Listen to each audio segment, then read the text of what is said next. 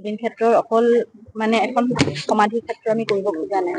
জুবিন ক্ষেত্ৰ এটা experience centre হওক, য'ত জুবিনৰ মিউজিয়াম থাকিব, এটা এনেকুৱা ধৰণৰ আমি কিছুমান প্লেন এখন বনাইছো।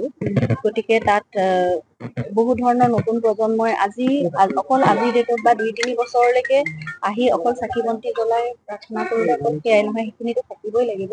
তাৰোপৰি নিজক কানেক্ট কৰিব পৰাকে বা জুবিন গাৰ্গৰ গোটেই সত্তাটো য'ত উপস্থিত থাকিব, প্ৰাকৃতিক উপাদানসমূহেৰে সৈতে টেকনলজিকেলি খুব চাউণ্ড কিছুমান বস্তু, আৰু যিবোৰ বস্তু আজিকালি ডিজিটেলি বা টেকনলজিকেলি বহুত আপগ্ৰেডেড হৈছে। গতিকে তেনেকুৱা কিছুমান আমাৰ ইচ্ছা আছে।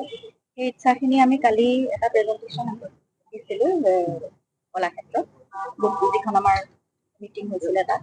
গতিকে আজি সেই মৰ্মে আমি মাটিখিনি কাষৰ যিমানখিনি আছে স্থানীয় ৰাইজৰ উপস্থিতিত আমি সেইখিনি চাইছোঁ।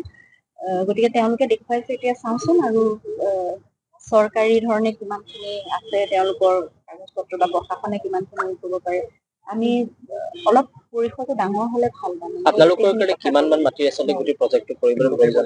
প্ৰজেক্টটো আমি তেনেকে এতিয়ালৈকে কৰা নাই, কিন্তু আমাৰ ইয়াত যিখিনি স্থানীয় ৰাইজ আছে তেওঁলোকে কৈছে 30 বা 40 বিঘালৈকে মাটি তেওঁলোকে আমাক দিব পাৰে, আৰু তেওঁলোকে ইচ্ছা কৰিছে দিবলৈ। তেওঁলোকে বিচাৰিছে জুবিন ক্ষেত্ৰখন তেনেকুৱা ধৰণে হৈ থাকক, ইয়াত কাষত কোনো ধৰণৰ বেলেগ ধৰণৰ কনষ্ট্ৰাকশ্যন নহওক, ৰিজৰ্ট নহওক বা কোনো ধৰণৰ এপাৰ্টমেণ্ট কমাৰ্চিয়েল কনষ্ট্ৰাকশ্যন নহওক, তেনেকুৱা কথাটো। আৰু জুবিন ক্ষেত্ৰত মানে আমি এটা সম্পূৰ্ণ সাংস্কৃতিকভাৱে আৰু প্ৰাকৃতিকভাৱে এক্সপিৰিয়েঞ্চ কৰিব পৰা এটা চেণ্টাৰ আমি কৰিব খুজিছোঁ। গতিকে সেইখিনি কথা আমাৰ প্লেনটোত আছে। এতিয়া আমি সম্পূৰ্ণ নিৰ্ধাৰণ কৰা নাই, আমি কিছুমান আইডিয়াহে দিছোঁ। এতিয়ালৈকে গোটেই ডিজাইনটোতো কৰা হোৱা নাই।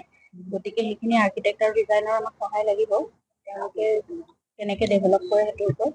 কিন্তু অলপ মাটি লাগিব, এই 8-10 বিঘাৰ ভিতৰত সম্পূৰ্ণ নহ'ব।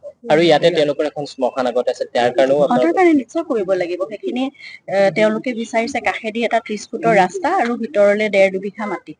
সেইখিনি আমিতো তেওঁলোকৰ যিখিনি আছিলে আগৰ পৰা, সেইটো আৰু পাৰম্পৰিক নিয়ম অনুসৰি তেওঁলোকে সেইখিনি নিয়ম পালন কৰে। যিসকল তেওঁলোকৰ পূৰ্বপুৰুষ আছে বা যিসকল মানে মৃত ব্যক্তি আছে তেওঁলোকৰ প্ৰতি, গতিকে জনজাতীয় নিয়ম কিছুমান আছে যে তেওঁলোকে মনলিত স্থাপিছে। গতিকে তাৰ কাৰণে ঠাই লাগিব।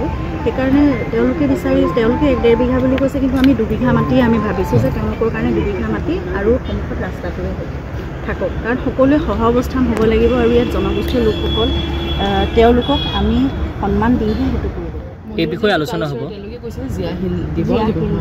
জুবিনৰ কাৰণে তেওঁলোকে বিচাৰিছে, ইয়াৰ কিছুমান স্থানীয় যুৱকে তেওঁলোকে বিচাৰিছে। এতিয়ালৈকে কৈছে 9 ফুট মানৰ এটা জিয়াশিল পাইছে মনলিত স্থাপন কৰিবলৈ, কিন্তু তাতকৈও যদি ওখ তেওঁলোকে পাই বিচাৰি আছে আৰু সেয়া জুবিনৰ কাৰণে স্থাপন কৰিব, সেয়া আমাৰ কাৰণে সঁচাকৈ খুব সন্মানৰ কথা। কাৰণ জুবিন সকলোৰে অন্তৰত আছে, তেওঁলোক সকলোৰে বাবে, গোটেই অসমৰ বাবে। গতিকে তেনেকুৱা এক মনলিত, আৰু অতি আচৰিত কথা, আজি প্ৰায় 11 বছৰ আগতে এইখিনিতে এটা মনলিথৰ সন্মুখত জুবিনে এটা ফটোশ্বুট কৰি গৈছিলে। গতিকে কিবা এটাতো কানেকশ্যন নিশ্চয় আছে। সেই কানেকশ্যনটো কেনেকুৱা ঐশ্বৰিক, কেনেকুৱা অলৌকিক সেইটো নাজানো, কিন্তু সেই মনলিথেৰে তেওঁকো সন্মান এতিয়া জনাবলৈ তেওঁলোকে যিটো বিচাৰিছে, গতিকে